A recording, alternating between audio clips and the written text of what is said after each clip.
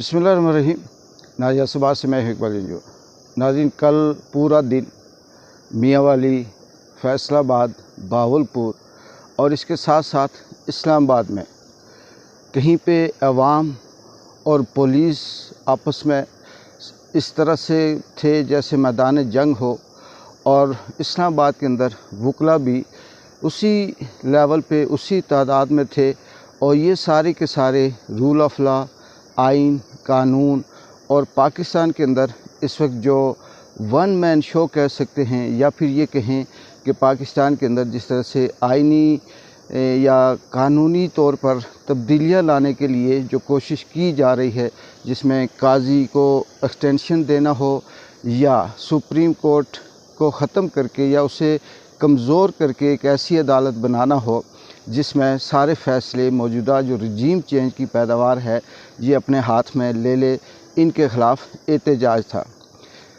एहतजाज की सारी फुटेज, सारी अपडेट, सारी सूरत हाल सोशल मीडिया के ज़रिए आप तक पहुंच चुकी होगी, क्योंकि मेनस्ट्रीम मीडिया ने तो सिंगल लाइन भी नहीं दिखाई। लेकिन जो सूरत हाल मियांवाली और फैसलाबाद में थी, जिन्हीं अवाम जिस तरह से निकली बग़ैर किसी लीडर के, उस अवाम ने, आम नौजवानों ने, लोगों ने, बूढ़ों ने पुलिस की फस्तायत का मुकाबला किया, आंसू गैस का किया, शेलिंग का किया, और यहाँ तक भी रिपोर्टिंग थी कि सीधी गोलियां तक चलाई जा रही थी अवाम को हरासा करने के लिए या उन्हें ज़ख्मी करने के लिए। लेकिन सवाल यहाँ ये पैदा होता है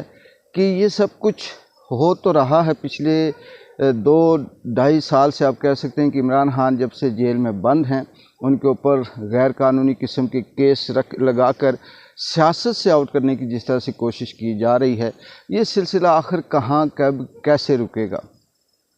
जो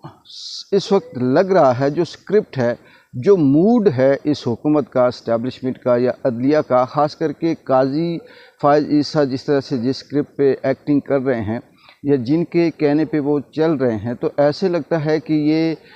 ऐसे है कि जैसे कोई शख्स नंगा हो जाता है, बदनाम हो जाता है,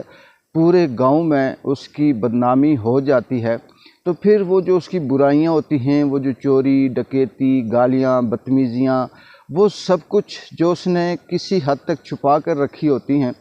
तो वो सरेआम आ जाता है और वो फिर सबके सामने उसी तरह से नशे में धुत होता है, शराब पीता है, गालियां देता है, बदतमीज़ी करता है, ख़वातीन के साथ छेड़ता है।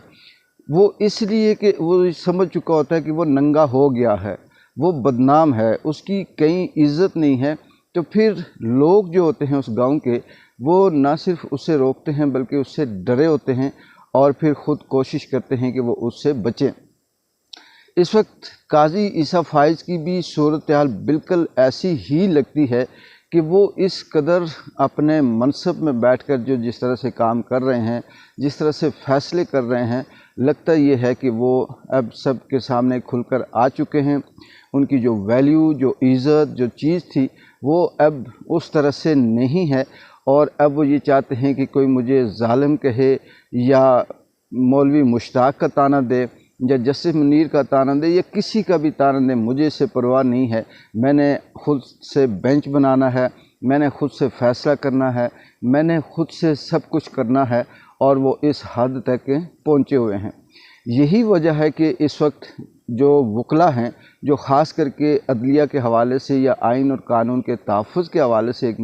बड़ी मुस्तनद पावर समझी जाती है, वो भी मैदान में हैं,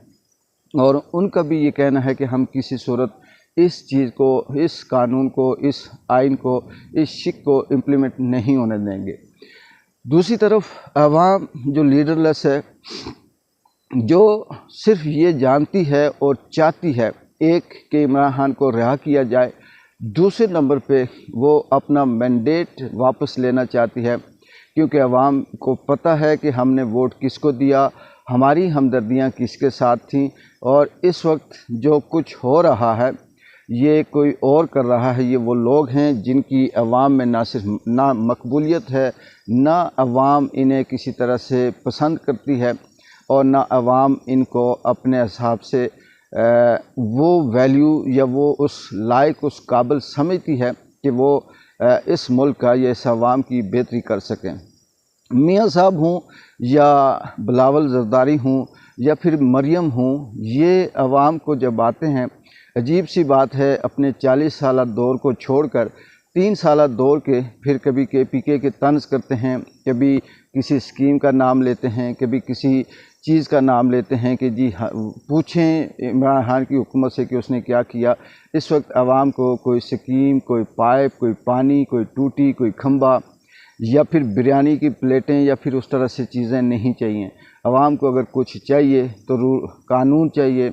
इंसाफ चाहिए, मैंडेट चाहिए, जमहूरियत चाहिए और इस मुल्क की बेहतरी चाहिए। ये सिलसिला चल निकला है और जुमे के दिन पाकिस्तान के अंदर डी चौक पे भी कॉल का जो ऐलान किया गया है, अभी तक तहरीक इंसाफ की किसी क़यादत की तरफ से खुलकर कोई बयान सामने नहीं आया, लेकिन देखते हैं